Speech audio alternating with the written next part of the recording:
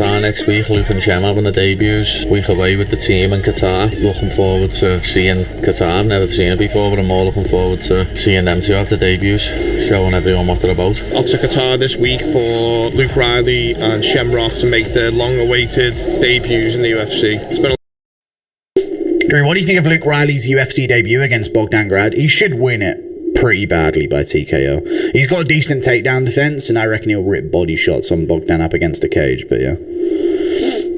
Let's go for that. Actually, Luke Riley. Why is he built like Quasimodo? He has the same back as Amavov. Because that's his fucking stance, lad. That's his fight stance, you mad way. Thank you for the €6. Yeah, he sings Packs and Potions. That was him. Luke Riley is actually Hazy. A lot of people don't know this, but he was him. But he had a mask on in the music video. Has anyone ever heard of Hazy?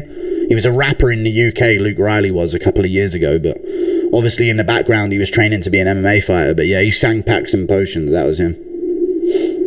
Yeah, a lot of people don't know that. It's weird that, I guess you're from the UK. Luke Riley, lad. It's fucking Luke Riley, lad. That's how he is, lad. I'm at Wham. What Luke Riley fight were you talking about, lad? It's Alexander Loof versus Luke Riley, lad. I'd linked it on my Twitter. You've got to see that shit, man. A fucking wild fight. Place if you got beef, you commit suicide. Sorry. Anyway, I don't know. That's a different Mazza song, I think. Impression of Anthony Smith trying to commit and failing and curling into a ball. I'm going for the takedown. Holy shit, I'm on my knees. Loof sucks. Yeah, he's not that good, but it was a sick fight, and he's not a bum. Yeah, I'm in. So don't say he sucks, you fucking melt. Shut it. Oh my god, he has been on some losses, eh? Well, his ouch. But Wesley Myers no fucking joke, though. You know what I mean? That Luke Riley fight. Yeah, he was never the same after that Luke Riley contest, I tell you, chap. That's really what it comes down to, mate. Bum. Otis, who was the guy that used to walk forward? Harold, whatever his name is. That guy that used to do nothing but fucking walk forward, zero ground game. Yeah, striking, he's really good. There's a guy, Tobias Harila. Yeah. What happened to him? Let me check up him. Next gem. They got to update the pictures on this. It's a bit disrespectful, I'll be honest with you guys, if I had to say so myself. But I'm going to go with Luke Riley. Here. But I do think this is trickier than it seems. Luke Riley's got a ton of hype on him. I've been hyping him up. I've been hyping up all the next gen guys. I hype up a bunch of people out of the UK. It's my thing. Yeah, I'm saying I just like hyping up the UK fighters, guys. What can I do? Luke Riley, though. This is tricky. I think he'll win.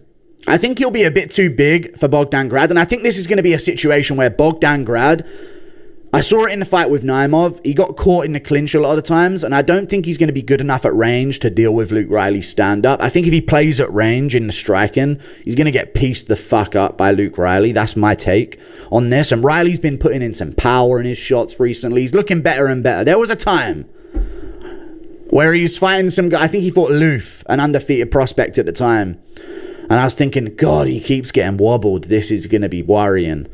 There's a lot of hype on him and he's really fun. But in order to be really fun to watch, it kind of has to be back and forth.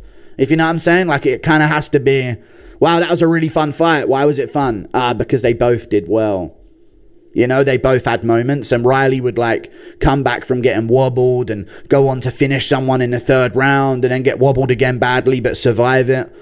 So he's definitely not indestructible from what we've seen, but he still goes on to win. This is the thing about Luke Riley. So he'll have this trouble and he'll still push forward to win. So he's got the heart, he's got the grit. But recently he's been like dominating and he's been finishing early. And it's like, seems like there's this different level of his game. And now he's in the UFC. I think there's going to be that next. And he's known it for a while. So I think there's going to be that next part of his game where he's proper on it for this one. And Bogdan Grad's good though, man. When I first saw this, I thought, oh, Bogdan Grad, that's a great debut for him. But Bogdan Grad showed all right skills against Naimov, who is a good featherweight, who's a solid featherweight.